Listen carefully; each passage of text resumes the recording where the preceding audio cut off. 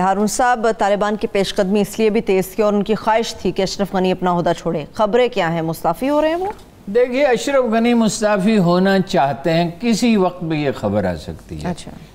لیکن ہارون نجفی زادہ جو ایک پرومیننٹ جرنلسٹ ہیں، وہ کہتے ہیں کہ ان کے ساتھیوں نے انہیں روک رکھا ہے. مگر جو بیان اس میں پہلے تو سارا دن یہ افواہ رہی کہ وہ اپنا مستعفی ہونے کے لیے ٹیلی ویژن پہ آئیں گے اور اعلان کر دیں گے. پھر انہوں نے ایک ویڈیو پروگرام نشر کیا اور اس میں یہ کہا کہ امن قائم کرنے کے لیے مجھ پر ایک تاریخی ذمہ داری. مفہوم اس کا بھی یہی ہے کہ قیام امن، اس میں اشارہ یہی پوشیدہ ہے کہ قیام امن کے لیے مجھے جانا پڑے گا. یعنی وہ اندر سے ذہنی طور پر آمادہ ہو چکے ہیں. نیو یارک ٹائمز نے لکھا ہے کہ وہ ان کے گارڈز انہیں قتل کر سکتے ہیں جو درجنوں کی تعداد میں نہیں ہیں. اشرف غنی کے گارڈ؟ جی، گارڈ درجنوں کی تعداد میں نہیں ہے. گارڈ سینکڑوں کی تعداد میں بھی نہیں ہے. گارڈ ہزاروں کی تعداد میں ہے. یعنی وہ محل اس کے چاروں طرف اور ان کے راستوں پر، ان کے دفتر کے ارد گرد جو تعداد بنتی ہے وہ ہزاروں میں بنتی ہے. وہ ان میں سے کوئی ایسا کیوں کرے گا؟ وہ ان دیہات سے تعلق، وہ سکھوں نے جو اندرا گاندھی کے گارڈ تھے ان میں سے ایک نے انہیں مار ڈالا تھا نا جب گولڈن ٹیمپل پہ حملہ ہوا تھا. جب آپ ایک اپنے حکمران کے بارے میں، پاکستان میں بھی ایک واقعہ ہوا افسوسناک سلمان تاثیر والا، جب آپ حکمرانوں سے نفرت کرنے لگتے ہیں تو اس کا جو اظہار ہوگا کہیں بھی ہوگا وہ تو ہیرو بن جائے گا نا. یعنی اگر اس میں کوئی خطرہ ہے تو یہ ہے کہ یہ ممکن ہے وہ گارڈ اگر ایسا کرے، مطلب میں نہیں چاہتا ہوں ایسا کرے، اس لیے کہ فساد کی کسی بھی شکل کی حمایت نہیں کی جا سکتی، کرنی نہیں چاہیے. اس لیے کہ وہ اپنا دل ٹھنڈا کرنے کے لیے آپ ایک ایسی بات کریں جس سے اور فساد پھیلے. وہ انصاف کے تقاضے تو عدالتیں پوری کرتی ہیں نا جی. وہ انڈیویجول کی رائے پہ تھوڑی ہوتا ہے، یہ ہجوم کا فیصلہ تھوڑی ہوتا ہے. وہ ان دیہات سے تعلق رکھتے ہیں جس پہ طالبان کا قبضہ ہے، اور کون جانتا ہے کہ کسی کے دل میں کیا ہے. ٹھیک ہے، اندرا گاندھی کا جو گارڈ تھا کون جانتا تھا کہ اس کے دل میں کیا ہے. گولڈن ٹیمپل ان کے لیے تو ان کے ایک مقدس مقام تھا. بش پہ بڑی لان تان ہو رہی ہے. میں اس تفصیل میں نہیں جا رہا ہوں افغانستان میں کیا ہو رہا ہے کہ 45 آدمیوں نے کنڑ کی سرحد پہ پاکستان کے اپنے حوالے کر دیا. زابل اور ایک دوسرے صوبے کے گورنر نے اپنے آپ کو سرنڈر کر دیا. ہرات میں 3000 فوجیوں نے سرنڈر کر دیا. کندھار میں شریعت ریڈیو نے کام شروع کر دیا. کابل کے 2 دروازوں پہ طالبان بیٹھے ہیں جن پہ بمباری کی گئی ہے. اور ہرات میں جنگ ہو رہی ہے، لیکن جنگ کون کر رہا ہے؟ دوستوں کے ساتھ عطا محمد نور جو مسالت کے مذاکرات بھی کر رہا تھا، جو مسالت کے مذاکرات بھی کر رہا ہو، اور 4-5 مزید صوبوں پہ قبضہ ہو گیا ہے. جب وہ کابل کے دروازے پہ کھڑے ہیں تو اس کا مطلب کیا ہے؟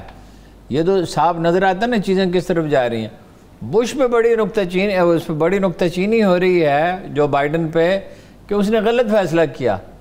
مگر اس میں جو زیادہ سیریس لوگ ہیں وہ کہہ رہے ہیں غلطی تو جارج بش نے حملہ کر کے کی تھی. بائیڈن نے تو کچھ بہتری کرنے کی کوشش کی. بائیڈن نے تو یہی کیا نا کہ جو ایگریمنٹ کر لیا تھا ڈونلڈ ٹرمپ نے اس کو امپلیمنٹ کر دیا. اس کو بھی تھوڑا سا ڈیلے کر کے کیا. تو فتح کا تو کوئی چانس نہیں ہے. مگر میڈیا پاکستان پہ بہت تبرہ کر رہا ہے. امریکی میڈیا بہت گالی دے رہا ہے، اس لیے کہ ہمیشہ ناکام ہونے والوں کو کوئی بہانہ چاہیے ہوتا ہے، کوئی قربانی کا بکرا چاہیے ہوتا ہے. کسی انسانی فطرت ہے کہ ذمہ داری کسی دوسرے پر ڈالیں. بھائی وہ آپ اپنی 1.5 لاکھ فوج، دنیا کی بہترین ٹیکنالوجی، اعلیٰ ترین ہتھیاروں کے ساتھ کچھ نہ کر سکے. آپ نے لوگوں کو خریدا، آپ نے کوئی $100 بلین جو ہیں وہ ترقی کے نام پر دیے، جس میں سے آدھے سے زیادہ خردبرد کر لیے گئے. میرا خیال ہے کہ 2/3 خردبرد کر لیے گئے. آپ نے ملک کے غداروں کو پالا، کبھی غدار بھی. یہ بالکل کابل کی وہ اس صورتحال کی طرف بڑھ رہا ہے جیسے ہم نے تو وہ زمانہ دیکھا ہے ویتنام کی جنگ.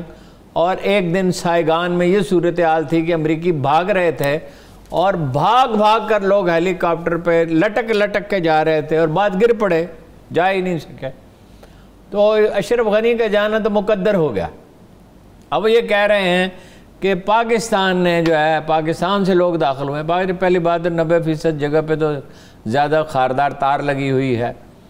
اور دوسری بات یہ ہے کہ اچھا سب سے دلچسپ جو بیان ہے انتونیو گوترس کا ہے کہ طاقت کے ذریعے قائم ہونے والی حکومت تسلیم نہیں کی جائے گی. امریکیوں نے افغانستان پہ پھول برسا کر قبضہ کیا تھا. وہ طاقت سے قائم کی جانے والی حکومت ٹھیک تھی، ہے جی. اور سیریا میں جہاں تیل کے چشموں پہ انہوں نے قبضہ کر رکھا ہے اور اس کا تیل بیچ رہے ہیں، وہاں پر کیا کیا؟ چور اور ٹھگ وہ نہیں کرتے۔ اور امریکیوں نے جہاں کہیں دنیا میں یہ کہا جاتا ہے کہ کوئی 172 مقامات میں مداخلت کی، سوڈان ہے، لیبیا ہے، عراق ہے، یعنی چھوٹی موٹی ملا کر افریقہ میں بعض ملک، اب بات آئی ہے افغانستان کی اور طالبان کی۔ جو عالمی طاقتیں ہیں وہ دیکھیں نا، اس نے کس تکبر سے کہا تھا۔ ایک اصول یاد رکھیے، گھمنڈ جب پیدا ہو جاتا ہے، تکبر جب پیدا ہو جاتا ہے، تجزیہ کرنے کی صلاحیت آدمی کھو دیتا ہے، ادارے بھی کھو دیتے ہیں۔ جیسے ہٹلر کے جرمنی میں لوگوں کی اکثریت ہٹلر کے ساتھ تھی۔ کراچی میں جب را کا ایجنٹ جو ہے وہ متحرک تھا اور اس پوزیشن میں تھا تو پورے ملک کے میڈیا کو یرغمال بنا لیتا تھا، اس پہ لوگ کھڑے ہو جاتے تھے، ٹھیک ہے۔ ایک دن انہوں نے دریافت کیا کہ یہ تو خود ہماری تباہی کا باعث ہے۔ پڑھے لکھے لوگ، ملک کے سب سے زیادہ پڑھے لکھے لوگ، باشعور لوگ، وہ سیاسی طور پر اتنے باشعور لوگ جن کا سب سے زیادہ حصہ ملک بنانے میں تھا اور شروع کے برسوں میں سب سے زیادہ حصہ ملک چلانے میں تھا، ٹھیک ہے، نہایت باشعور لوگ۔ یہ گھمنڈ جب پیدا ہو جاتا ہے، اسی طرح عالمی طاقتیں تباہ ہوتی ہیں کہ وہ اپنا دائرہ اس سے زیادہ پھیلا لیتی ہیں جتنی ان کی استعداد ہوتی ہے۔ پھر ایک تاریخی اصول یہ ہے کہ اکثریت پہ تادیر حکومت نہیں کرتی۔ جیسے اقبال نے کہا نا کہ حکومت کا تو کیا رونا کہ وہ ایک کارضی شے تھی، وہ اشارہ اسی طرف ہے۔ حکومت کا تو کیا رونا کہ وہ ایک کارضی شے تھی، نہیں دنیا کی آئین مسلم سے کوئی چارہ، مگر وہ علم کے موتی کتابیں اپنے آبا کی، جو دیکھیں ان کو یورپ میں تو دل ہوتا ہے سپارہ۔ افسوس افغانستان میں کشت خون ہوتا نظر آ رہا ہے۔ طے یہ انہیں کچھ پاک لیڈر افغانستان کے، احمد شاہ مسعود کا بھائی اور ایک اور صاحب، صدر ابراہیم شاید، نہیں صدر ابراہیم تو کنٹرول، صدر ان کا نام ہے۔ صدر ابراہیم جو ہے نا، ہلمند میں مرکز قائم کر لیا ہے طالبان نے، اور وہ کنٹرول کر رہے ہیں آپریشنز طالبان کے۔ اور یہ ثابت ہو گیا کہ آج طالبان کی جنگ حکمت عملی امریکہ سے بہتر تھی، حالانکہ امریکہ ان کی صرف نہیں تھی، نیٹو کی تھی۔ یعنی دنیا بھر کے جنرلز نے مل کے جو حکمت عملی بنائی، اس سے طالبان نے بہتر حکمت عملی بنائی، جنہیں کوئی سپورٹ بھی حاصل نہیں تھی، کوئی کھلم کھلا نہ انہیں پیسے دے سکتا تھا نہ اسلحہ دے سکتا تھا۔ یعنی یہ دنیا کی کمزور ترین طاقت نے طاقتور ترین جو تھا، ایک ملک نہیں تھا، اس کے ساتھ بہت سے ملک تھے، اب اسے دھمکی دے رہے ہیں امداد بند کر دیں گے، آخری 2 منٹ اور یہ کر دیں گے۔ ٹھیک ہے، آخری 2 منٹ میں چاہ رہی ہوں کہ یوم آزادی کے اوپر بھی ہماری ہارون صاحب بات ہو۔ بحیثیت قوم ہم کتنے باشعور ہیں؟ بحیثیت قوم 1947 میں ہم کچھ بھی نہیں تھے۔ اقبال نے پلو سے اپنے آنسو پوچھے 1938 کا واقعہ اور کہا افسوس کہ کوئی 1 کروڑ روپے چندہ دیا جو آج کے 300-400 روپے کے برابر ہوگا اور کوئی نتیجہ نکلا، مگر ہم اٹھ کھڑے ہوئے اور ہم نے ایک ملک بنا دیا، وہ کر دکھایا۔ جس حالات کے یعنی کانگریس سے 100 گنا انگریزوں کی حکومت تھی، کانگریس مسلم لیگ سے 100 گنا زیادہ طاقتور سمجھی جاتی تھی، مگر آج ایک قوم کے جو تقاضے ہیں وہ ہم پورے نہیں کر رہے، نہ ہم اخلاقی اور علمی تقاضے، روحانی تقاضے پورے کر رہے ہیں، نہ ہم عصر حاضر کے تقاضوں کا ادراک کر رہے ہیں۔ پاکستان کا سب سے بڑا مسئلہ کیا ہے؟